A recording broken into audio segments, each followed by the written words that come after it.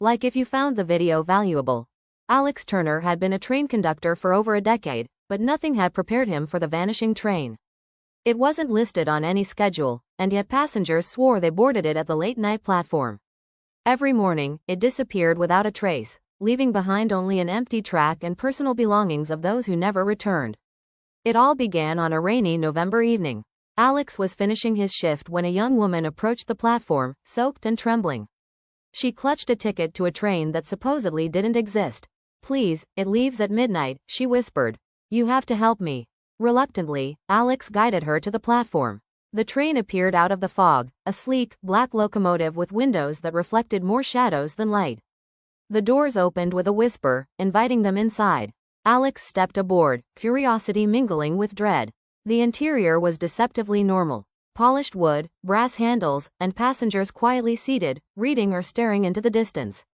But something felt off. The air was too still, the silence too perfect. Alex noticed that no one interacted. It was as if the passengers existed in their own private worlds, completely unaware of each other. Minutes turned into hours, or perhaps minutes and hours overlapped. Alex had no way of telling. The train twisted through tunnels and landscapes that seemed unreal.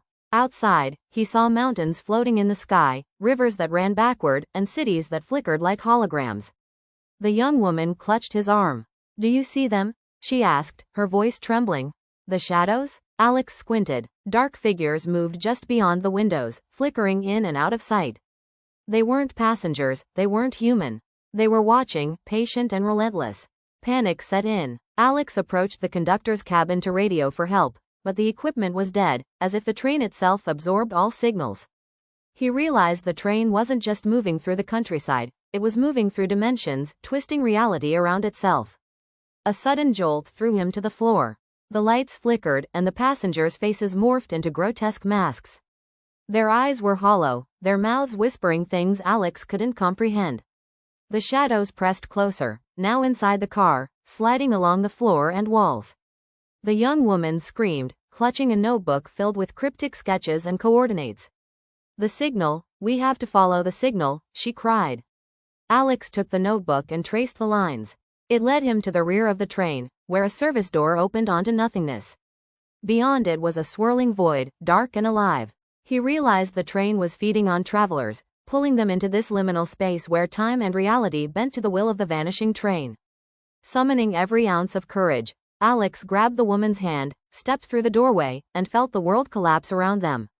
They tumbled through the void, screaming, until they emerged on the familiar platform where Alex's shift had begun. The train was gone, dissolved into the fog like it had never existed. The woman collapsed in relief. "We made it, but it will come back," she whispered. "Every night, it hunts again." Alex looked at the empty tracks, heart pounding. He knew she was right. Somewhere out there, the vanishing train waited, patient, relentless, and hungry for its next passengers.